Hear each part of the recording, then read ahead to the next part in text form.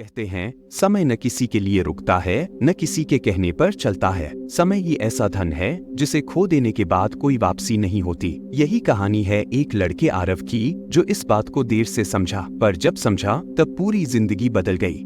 आरव एक होशियार लेकिन लापरवाह लड़का था। 12वीं कक्षा में पढ़ता था, पढ़ने लिखने में तेज था, लेकिन समय को कभी गंभीरता से नहीं लिया। अभी तो बहुत वक्त है, ये उसका सबसे पसंदीदा वाक्य था। मोबाइल, गेम्स और टीवी उसकी दिनचर्या का हिस्सा बन चुके थे। हर सुबह आरव की माँ उसे उठाने के लिए चिल्लाती थी, आरव उठो बेटा, स्कूल का समय हो गया। और वो बिस्तर में से जवाब देता, माँ 5 मिनट और। इन 5 मिनटों की वजह से उसकी बस छूट जाती, लेक्चर मिस हो जाते और नोट्स अधूरे रह जाते। पढ़ाई को लेकर उसके माता पिता चिंतित थे, लेकिन आरव को कोई फर्क नहीं पड़ता था। एक दिन आरव की दादी उसके पास बैठी और बोली, बेटा, जब मैं तेरी उम्र में थी ना, तो समय को ऐसे ही बर्बाद कर दिया था। फिर जब समझ में आया कि जीवन में आगे बढ़ने के लिए समय की कद्र करनी चाहिए, तब तक बहुत देर हो चुकी थी। आरव ने हल्के में मुस्कुराते हुए कहा, दादी, इतना टेंशन मत लो, एग्जाम तो आते ही रहते हैं। दादी ने सिर्फ इतना कहा, समय किसी के लिए नहीं रुकता, समझने वाले के लिए यही सबसे बड़ा शिक्षक है। समय बीतता गया, देखते ही देखते बोर्ड परीक्षा सिर पर आ गई। आरव की तैयारी अधूरी थी। रवि, उसका क्लासमेट, हर दिन 5 बजे उठता, टाइम टेबल बनाता और पूरे मन से पढ़ाई करता। वहीं आरव अब भी रात को मोबाइल पर रील्स देखता और सुबह देर से उठता।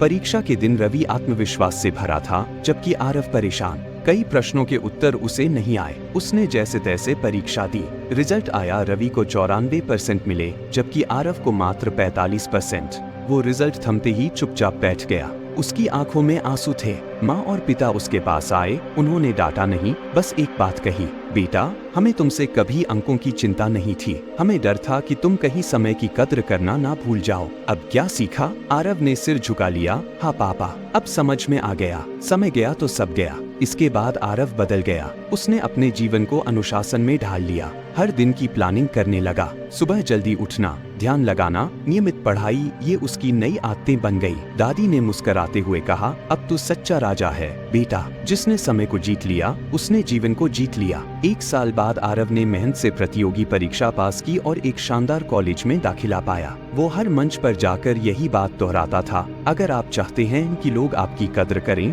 तो पहले समय की कद्र करना सीखिए। समय न खरीद सकते हैं, न रोक सकते हैं, पर उसे सही दिशा में बहा सकते हैं। समय की कद्र कीजिए, क्योंकि खोया हुआ पैसा तो मिल सकता है, पर समय कभी नहीं।